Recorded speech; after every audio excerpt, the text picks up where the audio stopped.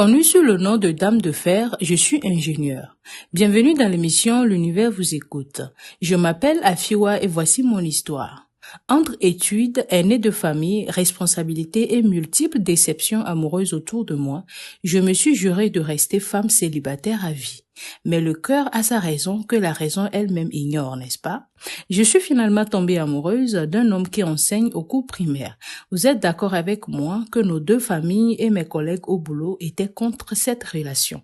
En vrai, je gagne 5 fois le salaire de mon homme, mais cela ne me pose aucun problème. On s'est donc mariés et malgré que j'avais des maisons, mon mari a préféré qu'on vive en location. Location que je paye avec mon argent car j'ai mis mes propres maisons en location. Aussi, l'amour. Je m'occupe donc de tout ce qui est nourriture, facture, etc. Au début de notre relation, mon mari m'a dit qu'il était endetté, mais n'arrive toujours pas à finir avec ses dettes parce que les problèmes sont au rendez-vous chaque fin du mois.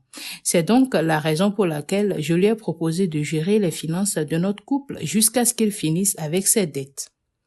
Quelques mois après notre mariage, dont j'ai financé avec mon propre argent, y compris ma dot, j'ai accouché d'une fille et donc tout ce qui est échographie, les frais d'hôpital et les médicaments étaient à ma charge.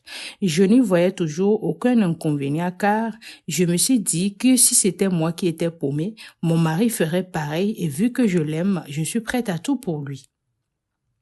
2 mois de cela, ma belle famille vient avec un souci d'argent et mon mari m'a dit de l'aider.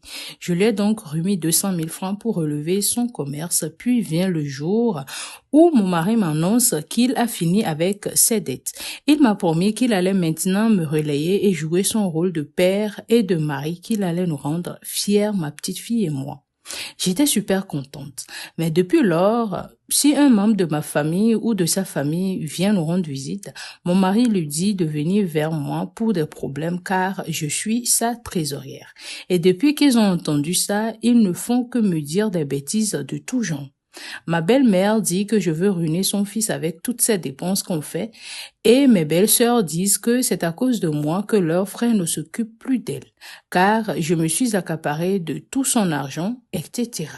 Pour eux, c'est mon mari qui achète tout ce qui est à la maison, y compris nos vacances à l'extérieur du pays.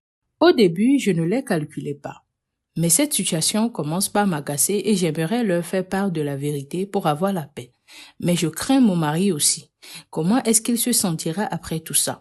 Bien qu'il ait noté que depuis que sa famille s'acharne sur moi, il ne réagit pas. Que faire? Aidez-moi. L'univers vous écoute, émission narrée par Queen Katari.